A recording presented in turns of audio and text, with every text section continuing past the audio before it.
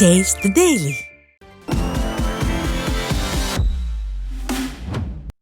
வேலூர் மாவட்டம் குடியாத்தம் அருகே அரசு பேருந்து விபத்துக்குள்ளானது. பேரணாம்பட்டு பேருந்து நிலையத்திலிருந்து சென்னை வரை செல்லும் அரசு பேருந்து பள்ளிக்கொண்டா சாலையில் சென்று கொண்டிருந்த போது வேப்பூர் அருகே சாலையில் உள்ள தடுப்பின் மீது மோதி விபத்துக்குள்ளானது.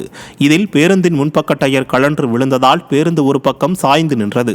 3 பயணிகள் லேசான காயங்களுடன் குடியாத்தம் அரசு மருத்துவமனையில் சிகிச்சை பெற்று வருகின்றனர். விடியா ஸ்டாலின் ஆட்சியில் அரசு பேருந்துகள் விபத்துக்குள்ளாவது நாளுக்கு நாள் அதிகரித்து வருகிறது.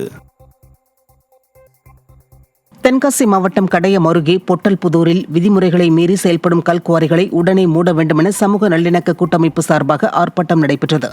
தென்காசி மற்றும் நெல்லை மாவட்டங்களில் 40க்கும் மேற்பட்ட கல்குவாரிகள் விதிகளை மீறி செயல்படுவதாகவும் இதற்கு நிர்வாகத்திறனற்ற ஸ்டாலின் அரசு எந்த நடவடிக்கையும் எடுக்கவில்லை என்றும் பொதுமக்கள் குற்றம் சாட்டினர். இதனிடையே கனிம வளங்களை ஏற்றி வந்த லாரிகளை சிறைப்பிடித்து 100க்கும் மேற்பட்டோர் ஸ்டாலின் அரசுக்கு எதிராக கோஷமிட்டு ஆர்ப்பாட்டம் நடத்தினர். கடலூர் மாவட்டம் காட்டுமன்னார் கோவில் அருகே மணலூர் கிராமத்தில் சிதம்பரம் நெடுஞ்சேரி சாலையோரம் அமைக்கப்பட்ட மின்மாற்றி குளத்தின் கரையில் இருப்பதால் சாய்ந்து வருகிறது. மின்கம்பங்கள் சரியான பிடிமானம் இல்லாததால் மின்மாற்றி பாதி சாய்ந்த நிலையில் உள்ளது. இது அருகிலுள்ள குடியிருப்புகள் மற்றும் சாலையில் செல்லும் மக்களுக்கு ஆபத்தை ஏற்படுத்தும் என அப்பகுதி மக்கள் கவலை தெரிவிக்கின்றனர். மின்வாரியத்துறை அலட்சியம் காட்டி வருவதால் உடனடியாக மின்மாற்றியை சரியாக பொருத்தி வலுவான காங்கிரீட் அடித்தளம் அமைக்க வேண்டும் என மக்கள் கோரிக்கை விடுத்துள்ளனர்.